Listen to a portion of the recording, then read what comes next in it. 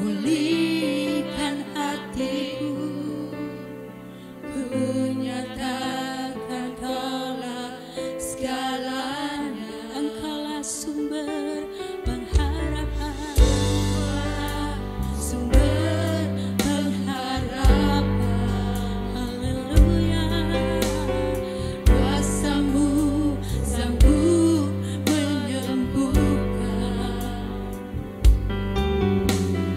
Jiwaku pun berserah hanya kepadamu, Yesus, Kaulah segalanya. Karena salib-Mu, salib-Mu, ku hidup. Karena salib-Mu, ku marah. Engkau yang berkuasa, Engkau yang berkuasa, sanggup untuk melakukan mujizat-Mu di hidupku. Sekali lagi mari katakan, hanya Kau Tuhan di hidupku, hanya Kau Tuhan di hidupku. Kau berikan hidup yang baru, darah-Mu Kau menyucikan, darah-Mu menyucikan, pulihkan hatiku, ku nyatakan Kaulah segalanya. Engkaulah sumber, Engkaulah sumber pengharapan. Kuasa-Mu sanggup menyembuhkan. Jiwaku pun berserah, amin, pun berserah hanya kepadamu, Yesus, Kaulah segalanya.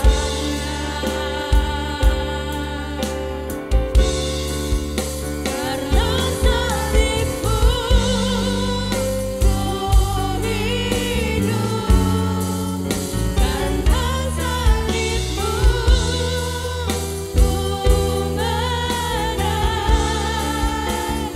Engkau yang berkuasa, sanggup untuk melakukan mujizat-Mu. Karena salib-Mu,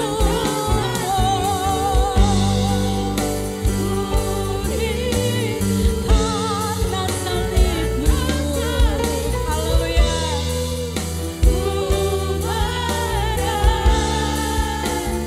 Engkau yang berkuasa, sanggup untuk melakukan mujizat-Mu, untuk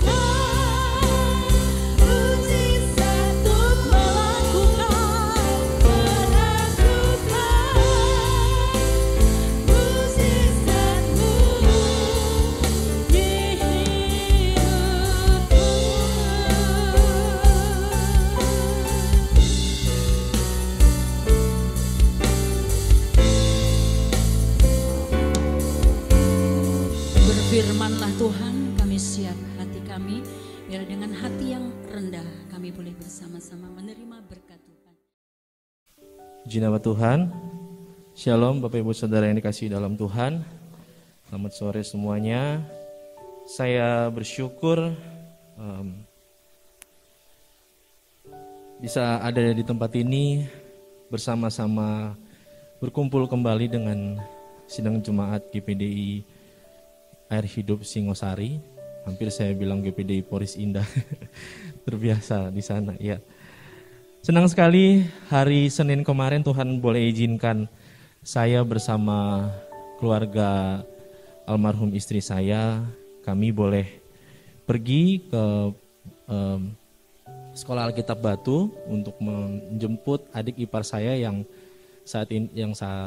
saat itu sedang bersekolah Alkitab dan sudah ditamatkan. Mulai dari hari Senin sampai hari Jumat pagi saya ada di Batu, di villa bersama-sama dengan keluarga yang ada. Dan Jumat pagi saya kembali ke rumah di Singosari bersama dengan Evo. Puji nama Tuhan, satu ucapan syukur yang luar biasa kalau Evo bisa mau ikut ya. Karena sebelumnya semenjak istri saya Tuhan panggil, dia lengket sekali dengan yang menjaga dia, pengerja di sana. Jadi sampai tidur pun harus dengan dia. Jadi saya, ya mungkin Mami berdoa, berdoa kuat sekali mungkin doanya Mami ya. Saya juga berdoa dan mungkin keluarga yang ada berdoa agar Evo ini bisa nempel lagi sama saya gitu. Jadi tepat seminggu atau lebih sebelum saya ke tempat ini, untuk pertama kalinya dia mau tidur malam-malam dengan saya. Puji nama Tuhan. Jadi saat kemarin kami ada di Singosari pun dia nggak rewel, nggak apa ya. Paling sesekali dia bilang, Papa pulang yuk ke rumah Evo katanya gitu. Tapi saya alihkan dengan itu dan akhirnya dia mau. Puji nama Tuhan, ada Nike juga Niel yang menemani Evo bermain. Jadi dia nggak terlalu memikirkan rumahnya di sana di Poris. Dan puji nama Tuhan saya bisa bersama Evo ada berkumpul bersama-sama di tempat ini. Itu saya yakin semua adalah rencana Tuhan dan kekuatan yang Tuhan berikan kepada kami berdua. Ya, saya senang sekali bisa ada berkumpul kembali di sini untuk pertama kalinya ya. Sebelumnya kita hanya bertemu secara online ya Bapak Ibu. Saat kemarin Papi sakit pun kami semua kakak beradik semua berkumpul, saya juga tidak sempat bertemu karena COVID yang masih tinggi saat itu. Jadi saya mengurangi untuk bertemu dengan orang karena di rumah juga masih ada Papi yang sedang sakit saat itu. Jadi disinilah kita bisa bertemu dan seperti yang Bapak Ibu Saudara tahu apa yang sudah saya alami. Mungkin ini adalah kesempatan saya yang pertama kali untuk menceritakan, menyaksikan secara langsung kepada Bapak Ibu Saudara semua. Di sore hari ini saya bersyukur, sangat bersyukur sekali sama Tuhan kalau saya masih diberi kesempatan kembali melayani Tuhan. Jadi tepat memang tahun lalu saya diizinkan Tuhan bersama keluarga saya Evo dan istri saya almarhum, kami mengalami saya agak sebenarnya agak susah. Belum ya Tuhan berikan saya kekuatan, tapi untuk saya bercerita seperti ini memang agak berat buat saya ya. Sudah berkali-kali saya bersaksi, berkali-kali saya bercerita dan berkali-kali itu juga saya sedih ya, karena bukan suatu perjalanan yang mudah buat saya. Jadi memang Tuhan izinkan saya dan keluarga mengalami kecelakaan di mana kami harus mengalami luka bakar yang cukup serius. Saya mengalami luka bakar 40%, Evo 60% dan istri saya 90%. Dan seperti yang Bapak Ibu Saudara tahu bahwa selama 18 hari Ena yang kita kenal biasa dengan sebutan Ena, dia bisa bertahan hanya 18 hari. Itu sebenarnya bukan hanya sih, itu mujizat karena orang yang bisa dengan luka bakar 90% itu hanya bisa bertahan selama 4-5 hari. Jadi dia bisa bertahan sampai 18 hari, itu adalah mujizat Tuhan. Dan saya juga sempat mengalami koma selama 5 hari di ICU, di mana saya mengalami infeksi paru-paru saat itu, dan saya harus dibawa ke rumah sakit, dimasukkan ke ICU, dan saya tidak sadar selama 5 hari itu. Tapi puji nama Tuhan,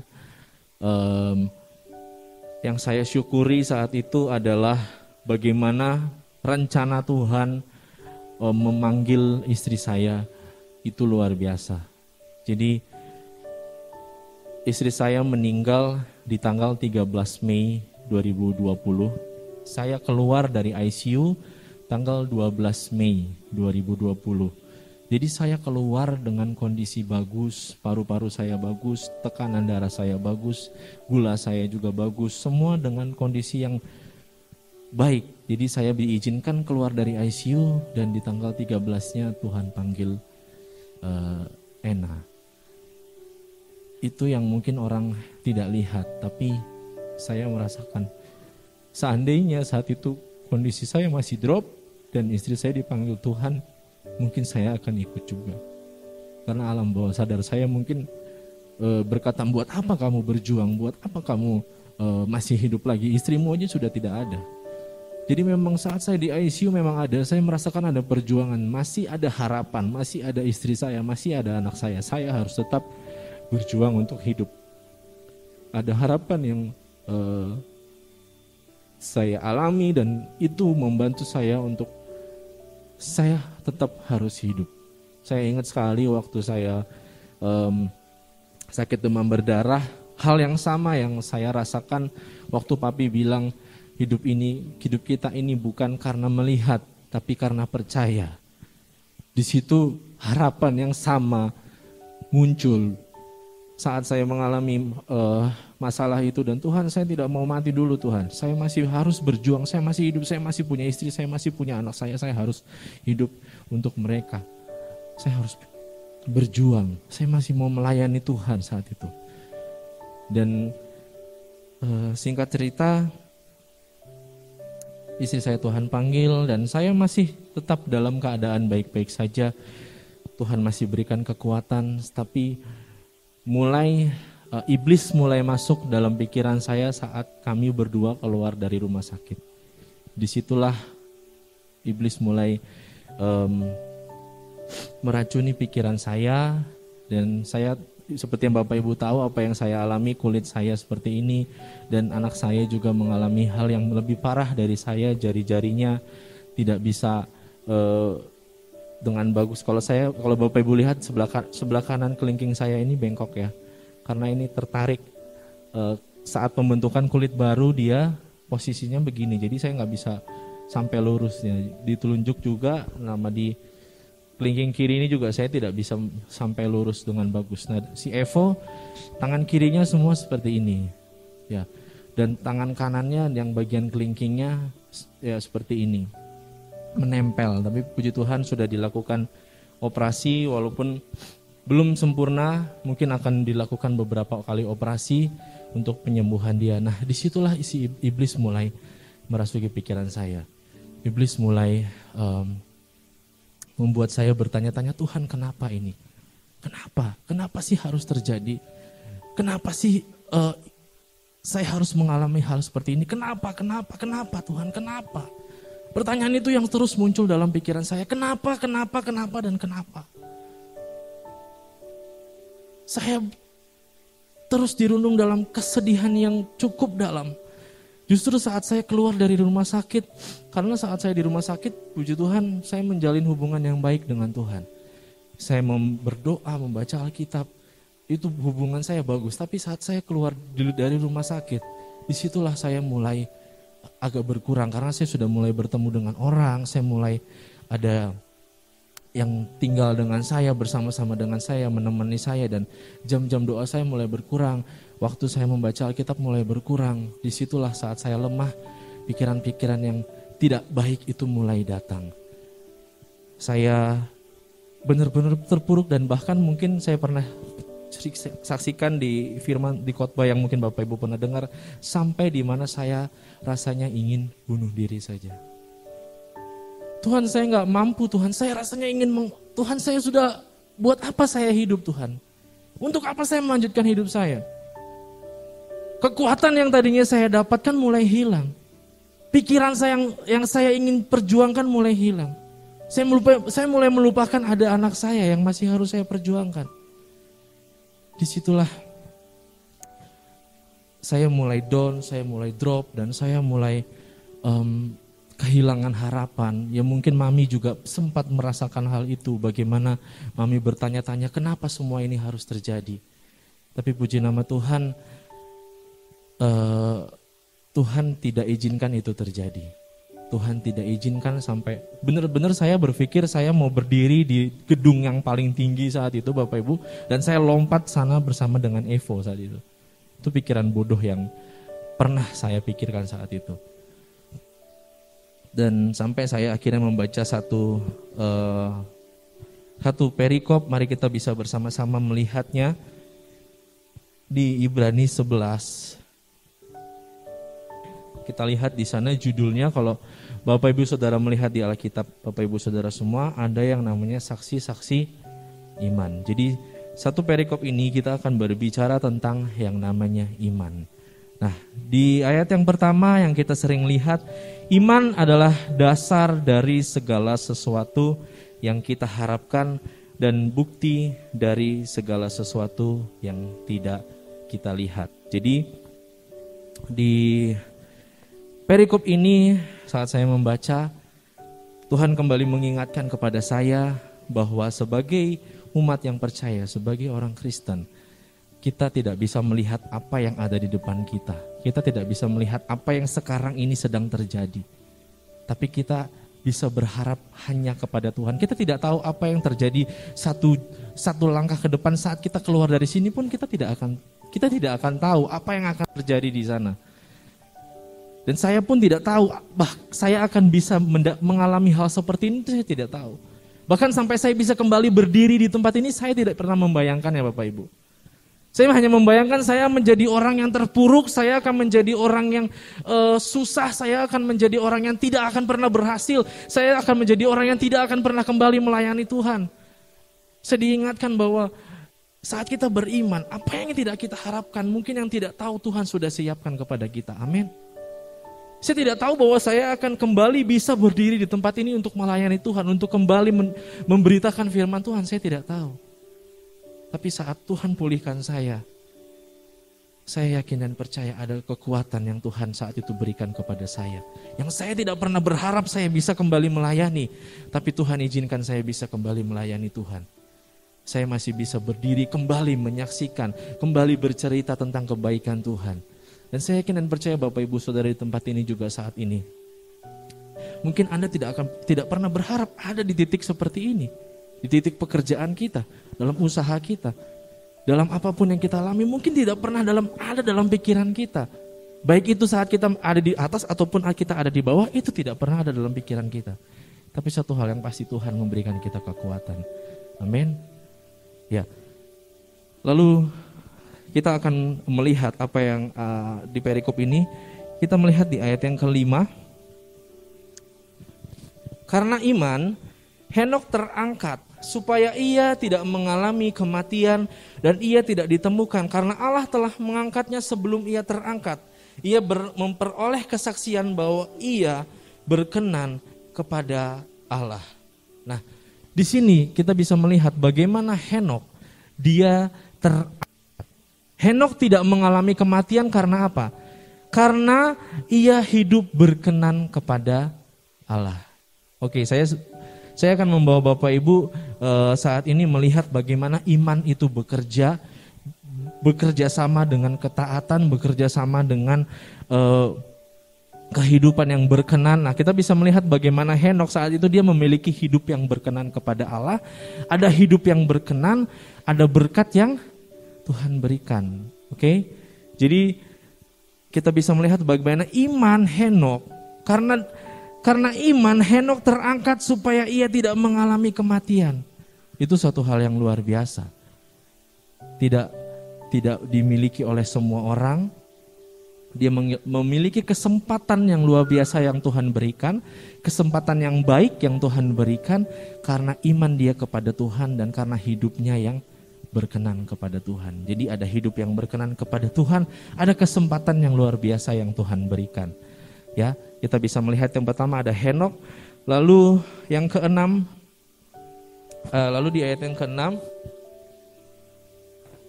ayat yang ke-7. Karena iman maka Nuh dengan petunjuk Allah tentang sesuatu yang belum kelihatan dengan taat mempersiapkan bahtera untuk menyelamatkan keluarganya. Dan karena iman itu ia menghukum dunia dan ia ditentukan untuk menerima kebenaran sesuai dengan imannya. Kalau kita melihat Nuh, kita melihat dia taat kepada Tuhan. Dikatakan Nuh itu melakukan sesuai dengan petunjuk Tuhan. Jadi saat dia melakukan ketaatan, saat dia melakukan semua dengan petunjuk Tuhan, dia membangun bahtera itu dengan petunjuk Tuhan. Tuhan katakan apa? Ia menghukum dunia. Wow, luar biasa Bapak Ibu Saudara. Satu kesempatan yang Tuhan berikan lagi kepada orang yang beriman, orang yang taat kepada petunjuk Tuhan, yaitu Nuh. Dia mendapatkan kesempatan yang luar biasa, berkat yang luar biasa. Saat ia mau taat, saat dia mau melakukan semua dengan petunjuk Tuhan. Seberapa dari kita yang mau melakukan firman Tuhan sesuai dengan petunjuk Tuhan? Saya yakin semua dari kita adalah orang-orang yang mau melakukan sesuai dengan petunjuk Tuhan. Amin. Ya, karena di balik itu ada berkat yang Tuhan janjikan, ada berkat yang luar biasa, ada kesempatan yang luar biasa yang akan Tuhan berikan. Itu yang Tuhan beri kesempatan kepada Nuh. Dia menghukum dunia dikatakan dan ditentukan untuk menerima kebenaran sesuai dengan imannya. Jadi yang pertama tadi ada ketaatan, ada hidup yang berkenan. Jadi hidup yang berkenan, hidup yang taat, melakukan semua sesuai dengan petunjuk Tuhan, ada berkat yang Tuhan janjikan. Oke, lalu kita lihat di ayat yang ke-8. Karena iman Abraham taat ketika ia dipanggil untuk berangkat ke negeri yang diterimanya menjadi milik pusakanya. Lalu ia berangkat dengan tidak mengetahui tempat yang ia tuju. Waduh, luar biasa. Iman Abraham, ia dipanggil untuk berangkat ke negeri yang akan diterimanya menjadi milik pusakanya. Tapi dia tidak tahu negeri itu ada di mana. Bisa dibayangkan Om Relandi, Om saya punya rumah 4 miliar Om. Silakan Om jalan, tapi rumahnya saya tidak kasih tahu di mana. Mau nggak jalan Om? Pasti akan nyasar. Pasti Om Relandi nggak akan tahu rumah itu ada di mana. Ya begitu juga dengan Abraham, kita lihat bagaimana Abraham Tuhan suruh pergi, ayo kamu pergi. Tapi dia sendiri tidak tahu. Dia harus kemana, dia harus melangkah kemana, dia nggak tahu. Pokoknya Tuhan suruh jalan aja. Ya udah jalan. Ya mungkin kalau secara kasarnya orang dunia kalau saya bilang begitu seperti kepada Om Relandi ya saya bisa dibilang gila atau saya bisa dibilang bodoh mungkin. Kamu mau kasih saya sesuatu yang berharga, yang nilainya miliaran, tapi kamu tidak tahu. Kamu tidak kasih tahu saya harus kemana, saya harus ngapain, saya harus jalan kemana. Tapi apa yang bisa kita lihat? Abraham, saat dia taat, Tuhan berikan apa? Berkat. Keturunannya seperti pasir di laut dan bintang di langit. Haleluya. Puji nama Tuhan. Jadi kita bisa lihat di ayat yang ke-8 tadi, karena iman Abraham taat ketika ia dipanggil untuk ke negeri yang akan diterimanya menjadi milik pusakanya. Lalu ia berangkat dengan tidak mengetahui, wah itu luar biasa. Tidak mengetahui dia harus kemana, tapi pada akhirnya Abraham mendapatkan Tuhan janjikan kepada dia. Haleluya. Dan yang selanjutnya kita bisa melihat ayat yang ke-11, karena iman juga ia dan Sarah, ia itu adalah Abraham, dan Sarah beroleh kekuatan untuk menurunkan anak cucu walaupun usianya sudah lewat karena ia menganggap dia yang memberikan janji itu setia. Kita bisa lihat bagaimana Sarah melahirkan seorang anak di usianya yang sudah lanjut. Itu karena apa? Karena iman dia. Jadi kita bisa melihat polanya ya Bapak Ibu Saudara, seperti yang saya jelaskan dari tadi, ada ketaatan, ada hidup yang berkenan, ada iman di sana, dan ada berkat yang Tuhan janjikan. Amin. Ya, kalau kita lihat lagi di ayat yang ke-20,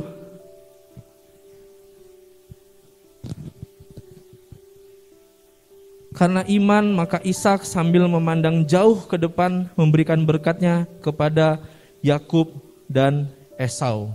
Kita bisa dilihat di sini bagaimana Yakub dan Esau ini berpengaruh sekali dalam keturunan orang Israel. Bagaimana tuh Ishak memberkati Yakub dan Esau, dan kita bisa lihat ke-12 suku yang ada berasal dari keturunan mereka, keturunan Yakub. Dan kalau kita lihat terus ke bawah ke ayat-ayat selanjutnya, kita bisa melihat bagaimana iman itu bekerja.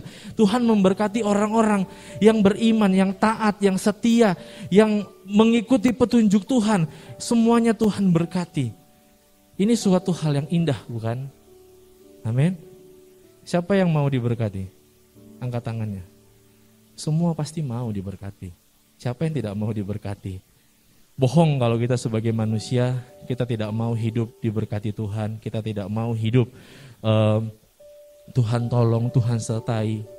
Itu pasti semua diinginkan oleh anak-anak Tuhan. Nah, yang menjadi masalah, hamba-hamba Tuhan hanya berhenti sampai di sini.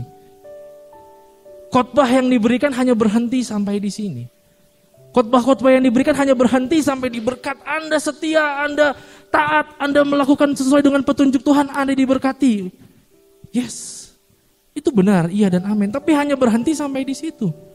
Perikop ini pun hanya berhenti sampai di situ, hanya berhenti sampai di iman mendatangkan berkat, iman mendatangkan kekuatan, iman Anda beriman, Anda diberkati, Anda setia, Anda taat, Anda diberkati. Ya memang benar. Tapi ada yang terlupakan. Kita lihat di ayat yang ke-36.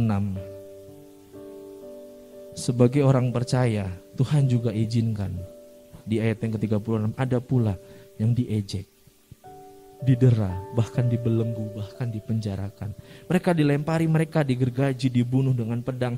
Mereka mengembara dengan pakaian kulit domba dan kulit kambing sambil menderita kekurangan, kesesakan dan siksaan. Ini yang terlupakan. Ada memang dari kita orang-orang yang Tuhan pilih untuk mengalami kesusahan, untuk mengalami penderitaan, untuk mengalami hal-hal yang tidak menyenangkan dalam kehidupan kita. Jadi sebagai orang percaya kita tidak melulu hanya diberkati, tapi juga ada yang akan Tuhan izinkannya, itu penderitaan. Baik itu penderitaan karena iman percaya kita kepada Tuhan, seperti saat ini kita percaya kepada Tuhan. Di Singosari ini kita susah untuk melakukan yang namanya ibadah. Itu adalah satu penderitaan. Untuk di awal-awal ya saya bisa tahu cerita bagaimana kita harus berpindah-pindah sebelum ada di Kostrad ini. Itu adalah satu penderitaan karena iman percaya kita. Dan banyak hal mungkin karena kita percaya kepada Tuhan kita mengalami penderitaan-penderitaan. Atau bahkan karena kita adalah orang Kristen, kita umat yang percaya kepada Tuhan, Tuhan izinkan kita mengalami penderitaan. Dalam pekerjaan kita, dalam bisnis kita, dalam kuliah kita, persekolah kita mengalami hal yang tidak menyenangkan. Bahkan saya pun saat itu, saya mengalami hal yang tidak menyenangkan. Hal yang menyakitkan hati saya. Dan saat saya membaca firman Tuhan ini, Tuhan ingatkan, ya inilah yang harus kamu alami sebagai orang percaya. Tidak hanya berkat, tidak hanya kenikmatan duniawi saja yang Tuhan akan sediakan, tapi juga ada penderitaan yang akan menguatkan iman kita. Amin. Tuhan akan izinkan masalah-masalah itu terjadi dalam kehidupan kita untuk menguatkan iman kita. Untuk membuat kita lebih kuat lagi mengikuti Tuhan. Ya, saya bersyukur sekali bahwa di saat masalah ini datang, di saat masalah yang melanda kehidupan saya, justru di situ saat saya melewati fase-fase di mana saya sangat terpuruk sekali, saat saya merasa hidup saya sangat hancur sekali. Ya, bagi saya saat saya mengalami sakit demam berdarah itu adalah hal terendah dalam kehidupan saya ya. Mungkin Bapak Ibu sudah mengetahui ceritanya bagaimana di mana saya hampir Tuhan panggil saat itu. Saya merasa itu udah paling bawah, itu udah paling terpuruk dalam kehidupan saya. Ternyata Tuhan bawa saya lebih dalam lagi. Saya nggak tahu apa Tuhan akan bawa saya lebih dalam lagi, saya nggak tahu. Tapi yang saya syukuri saat saya bisa melewati masa-masa terberat dalam kehidupan saya dan saya bisa kembali berdiri melayani Tuhan bersama dengan Bapak Ibu Saudara. Tuhan sadarkan saya bahwa kehidupan kita sebagai orang Kristen tidak hanya senang-senang saja, tapi ada penderitaan, ada cobaan yang Tuhan izinkan untuk menguatkan iman kita, untuk menguatkan iman percaya kita kepada Tuhan. Puji Tuhan. Dan saya yakin dan percaya mungkin Tuhan mengizinkan saya mengalami hal ini untuk bertemu juga dengan orang-orang yang pernah mengalami hal yang sama, mengalami masa-masa terberat. Dan saya bisa menjadi saksi bagi mereka. Saya bisa menceritakan bagaimana Tuhan memberikan kekuatan kepada saya, bagaimana kekuatan yang luar biasa itu yang membuat saya masih bisa tetap berdiri, itu bisa saya ceritakan kepada orang lain. Dan bahkan saat ini bisa saya ceritakan, sharingkan kepada Bapak Ibu Saudara semua bagaimana kekuatan yang Tuhan berikan ke dalam kehidupan saya. Dan di masa-masa terberat saya, ini juga yang saya alami saat itu, yang saya langsung dapat jawaban sendiri dari Tuhan. Jadi di mana saya mulai hitung-hitungan sama Tuhan. Ya, di sini ada yang kalau mengalami masalah mulai hitung-hitungan sama Tuhan. Ya, saya salah satu orangnya ya. Jadi Tuhan izinkan saya mengalami masalah ini, saya mulai hitung-hitungan sama Tuhan. Tuhan, saya loh udah ini, saya sudah melayani loh Tuhan. Saya sudah begini, begitu loh Tuhan. Ya kalau Bapak Ibu Saudara yang tahu saya dari SMA di hari Sabtu, saya ada di mana? Ada di sini. Saya tidak malam mingguan sama orang-orang teman-teman saya. Di hari Minggu yang seharusnya saya bisa mengikuti ekstrakurikuler, saya ada di gereja beribadah. Tuhan, saya sudah melewatkan masa muda saya loh Tuhan.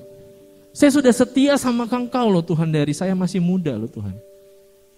Saya tidak ikut sana sini, saya setia melayani Engkau, saya bermain musik Tuhan. Bahkan sampai saya sekolah Alkitab, saya menikah dengan anak gembala dan saya mulai melayani Engkau lagi Tuhan. Tapi kenapa Tuhan saya harus mengalami hal seperti ini? Di situ saya mulai hitung-hitungan sama Tuhan. Saya mulai protes sama Tuhan. Apa yang sudah saya lakukan saya laporkan ke Tuhan. Tuhan, saya sudah ini itu semua yang sudah saya lakukan dari saya kecil sampai saya besar, semua saya laporkan sama Tuhan. Tuhan, saya sudah ini segala macam. Kurang melayani apa sih Tuhan saya sama Engkau? Bahkan dari kecil saya sudah jarang mengikuti teman-teman saya bermain di mana. Saya ada di tempat ini, saya beribadah Tuhan. Saya melayani Engkau Tuhan. Tapi kenapa Kau izinkan saya mengalami hal seperti ini Tuhan? Apa Engkau gak sayang sama saya Tuhan? Dan Tuhan langsung taruh dalam hati saya. Tuhan bilang, aku gak minta semuanya. Saya kayak ditampar langsung. Tuhan gak minta semuanya itu. Itu memang kewajiban kita sebagai orang percaya melayani Tuhan. Kewajiban kita sebagai hamba Tuhan melayani Tuhan. Ya, kewajiban kita sebagai orang-orang percaya memberi bagi pekerjaan Tuhan. Memberi apapun itu, memberi waktu, memberi tenaga, memberi keahlian kita, skill kita, talenta kita kepada Tuhan. Itu memang yang harus kita lakukan, amin. Dan itu yang langsung, ya Tuhan ampuni saya Tuhan. Ampuni kalau mungkin sempat ada pikiran seperti itu. Artinya ada ketidaktulusan kalau kita sampai berpikir seperti itu. Dan saya minta ampun sama Tuhan, Tuhan ampuni saya. Apa yang sudah kita lakukan, apa yang sudah kita berikan, waktu kita dan apapun pelayanan kita, talenta kita yang sudah kita berikan sama Tuhan, itu memang sudah seharusnya kita berikan sama Tuhan. Itu tidak menjadi tameng bahwa saat kita melakukannya untuk Tuhan kita tidak akan mendapat masalah. Benar? Jadi jangan, Tuhan saya sudah ini, saya sudah ini, saya sudah itu. Kok engkau memberikan saya masalah? Kok kenapa hidup saya seperti ini? Kan saya sudah ini, kan saya sudah itu. Itu tidak akan menjadikan alasan Tuhan. Tuhan mempunyai kedaulatan tersendiri dalam kehidupan kita. Amin. Jadi itu adalah hak Tuhan untuk membawa kita dalam pencobaan. Jadi tidak akan mempengaruhi keputusan Tuhan apapun yang kita lakukan. Kalau kita lihat di Roma 9 ayat yang ke-20. Roma pasal 9 ayat yang ke-20. Siapakah kamu hai manusia, maka kamu membantah Allah. Dapatkah yang dibentuk berkata kepada yang membentuknya, mengapa engkau membentuk aku demikian? Kita adalah orang-orang ciptaan Tuhan. Kita nggak bisa protes sama Tuhan. Benar? Bagaimana kalau bejana, ya kita bisa melihat kalau orang membentuk vas itu kan, ya itu terserah yang si penjunannya untuk membentuk vas itu, mau dijadikan seperti apa tuh terserah dia. Si vas yang akan dibentuk ini tidak akan bisa protes. Oh saya maunya bentuknya seperti ini, oh saya mau bentuk seperti ini, nggak bisa. Dan sama seperti kehidupan kita, kita tidak akan bisa protes sama Tuhan. Kita nggak akan bisa ngatur Tuhan. Tuhan saya mau seperti ini, Tuhan saya maunya hidup saya seperti ini, Tuhan nggak bisa. Tuhan saya sudah memberi loh untuk engkau Tuhan, saya mau hidup saya seperti ini, nggak bisa. Semuanya ada dalam kedaulatan Tuhan. Amin. Ya, yang perlu kita lakukan, kita tetap setia kepada Tuhan. Dan yang terakhir kita lihat di Roma 12 ayat yang ke-1, masih di Roma.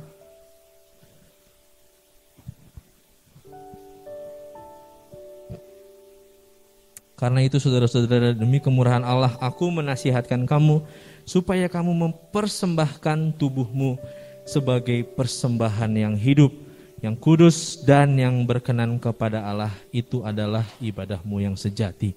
Kalau kita berbicara tentang persembahan, kalau kita lihat di Perjanjian Lama, semua persembahan itu ujung-ujungnya untuk menyenangkan hati Tuhan. Sebab persembahan yang diberikan itu harus berbau harum dan menyenangkan hati Tuhan. Yang menjadi pertanyaan, sudahkah hidup kita saat ini menyenangkan hati Tuhan atau belum? Ya. Anda Bapak Ibu Saudara saat ini menyenangkan hati Tuhan atau menyenangkan hati iblis? Kalau saya saat itu mengikuti bisikan iblis, mengikuti hal-hal yang tidak baik yang iblis masuk dalam pikiran saya, sudah jelas saat itu saya menyenangkan hati si iblis. Ya, saya kembalikan pertanyaan ini ke Bapak Ibu Saudara sekalian, sudahkah kita menyenangkan hati Tuhan? Atau kita saat ini dalam masalah, dalam persoalan yang kita hadapi saat ini yang mungkin membuat kita terpuruk, membuat kita lemah, hati siapa yang kita senangkan? Hati Tuhankah atau hati iblis?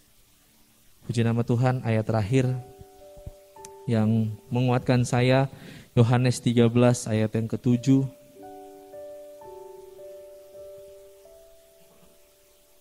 Jawab Yesus kepadanya, apa yang kuperbuat engkau tidak tahu sekarang, tetapi engkau akan mengertinya kelak. Amin. Mungkin kita yang saat ini Tuhan masih bertanya-tanya seperti apa yang saya alami. Tuhan kenapa? Tuhan kenapa? Tuhan kenapa? Saya yakin dan percaya suatu saat nanti Tuhan akan berikan jawaban itu kepada Bapak Ibu Saudara. Dan saya yakin dan percaya itu adalah hal yang terbaik yang Tuhan akan berikan kepada Bapak Ibu Saudara sekalian. Tapi yang Tuhan mau hidup kita tetap menyenangkan hati Tuhan. Di dalam usaha kita, dalam bisnis kita, dalam pekerjaan kita, dalam kegiatan kita, dalam keluarga kita. Apapun itu semuanya harus menyenangkan hati Tuhan. Haleluya. Terima kasih Bapa dalam surga. Sungguh Engkau baik dalam kehidupan kami pribadi dan pribadi. Sudah kami tahu di balik setiap apapun yang Tuhan telah kerjakan dalam kehidupan kami mendatangkan kebaikan. Kami hanya bisa bersyukur buat segala apapun. Lewat kebenaran firman-Mu, bila iman kami semakin ditambah-tambahkan dan kami semakin kuat di dalam Engkau. Dan terus Engkau memakai hamba-Mu. Tuhan, Kau lebih tahu di atas segalanya, untuk hatinya, pikirannya, dan segalanya. Kuasai dengan roh-Mu yang luar biasa, sehingga terus akan menjadi berkat bagi banyak orang. Kami bersyukur, menyerahkan kebenaran firman Tuhan untuk menjadi berkat dalam kehidupan kami. Dan kiranya Tuhan, kami semua yang ada yang mendengarkan firman-Mu, iman kami semakin teguh di dalam Engkau. Karena setiap peristiwa apapun, kiranya itu akan menjadi suatu pembelajaran dalam kehidupan kami. Kami sudah berdoa menyerahkan semua hanya di dalam nama Tuhan Yesus Kristus.